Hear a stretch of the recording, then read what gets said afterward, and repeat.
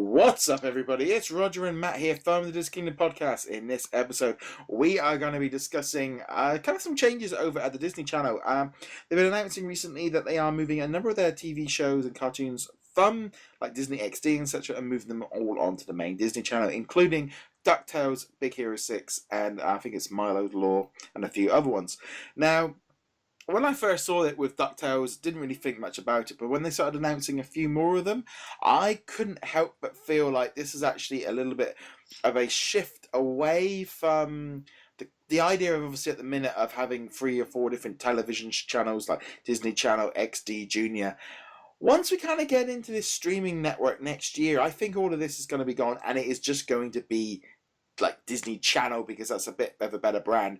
And I don't know if they need all this different branding for XP, XD, and Junior like they used to. Well, I think Junior is going to stick around because you have a much more variety of programming compared to XD. But mainly, I think XD is going to be mainly turned into a channel where it's all going to be reruns, nothing new. That's what I'm feeling. Yeah, unless they've got some new stuff lined up for their streaming programs and stuff. But it kind of feels like they're getting everything moved into the one Disney Channel, offering all the stuff on there on the cable version, and then from there you've then got everything then on the app. Yeah, the thing that I believe is happening is because Disney Channel in the US has more of a wider spread across homes rather than Disney XD, because Disney XD is a specialty network compared to Disney Channel, which is just a cable network. So XD is in a whole lot less homes, so that means not as many good rating numbers. So I'm feeling that the move to Disney Channel is basically to give the shows a bigger audience and more ratings. Yeah, it makes a lot of sense to do that. As someone who, I have the Disney Life app over here in the UK, which has loads of different TV shows and stuff on there, and you can stream the live TV, so you can stream all the live channels. But the problem is over here is a lot of the streaming stuff isn't available as soon as it's available. But I know over there, I don't know if it's like that in Canada. We don't have a streaming service because we have a law that limits how many services we get. Right now, it's only free. Yeah. We have Netflix, Amazon, and Crave, which is basically just TV. Basically, think of it as Hulu. Yeah, because do you have the Disney Now? Do they allow that in Canada? No, we don't have Disney Now, so because that's like the American version as well, isn't it? Where you can like download and like stream the Disney Channel if you're a subscriber. Yeah, I doubt we're getting the streaming service here in Canada unless they're going to be following some Canadian laws and they're going to do some changes. So we're probably going to get it later on than the US.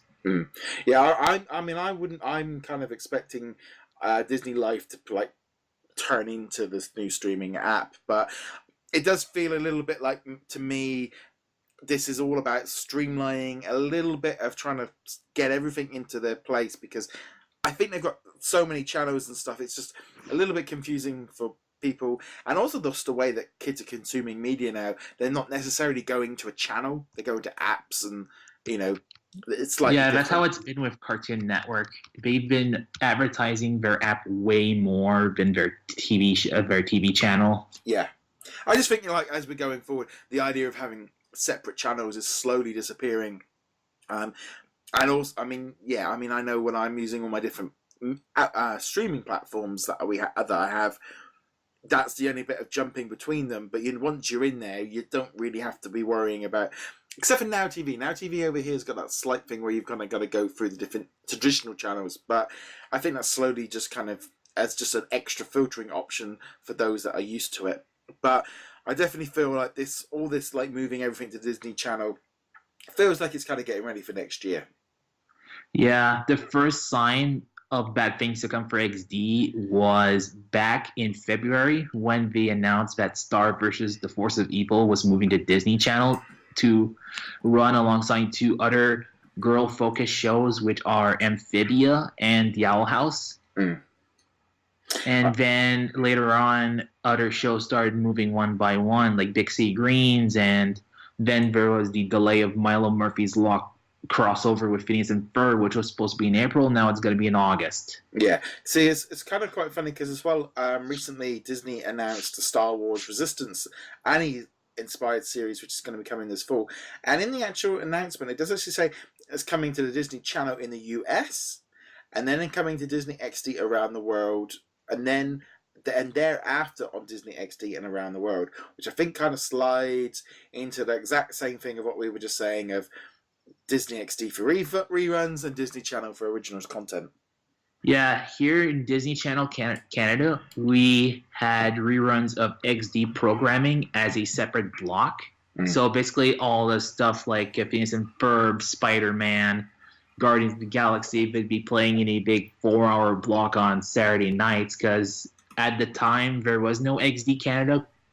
It was just Disney Channel, and then we launched XD later on, but we still kept the block just in case people were watching those shows on Disney Channel. Yeah, and I can't help but wonder as well of like with the way that they originally like sort of separated the Disney channels up a bit of like male, female. That's kind of all a lot more blurred now, and then maybe they're thinking that's not quite the best thing to do. Yeah, especially today when there's a bigger focus on making programming that appeals to both genders. So I can't help but feel like whereas Disney Channel had become like more female orientated and XD had become more male orientated, mixing everything back into Disney Channel is probably another little bonus extra as well.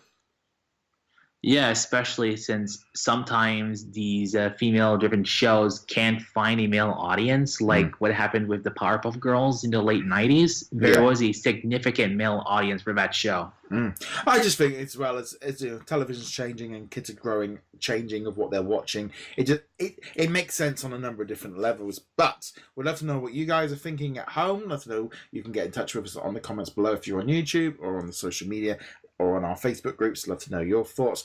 As per usual, go check us out on the website at DisKingdom.com. You can also find us, as I said, on Facebook, Twitter. Matt, where can they find you? They can find me on Matthew LeBlanc on YouTube. I do travel vlogs on that channel, or they can find me on Lego Matt, where I am currently doing a playthrough of Kingdom Hearts. On that note, guys, thank you very much for joining us. We'll be back soon. Laters. See ya.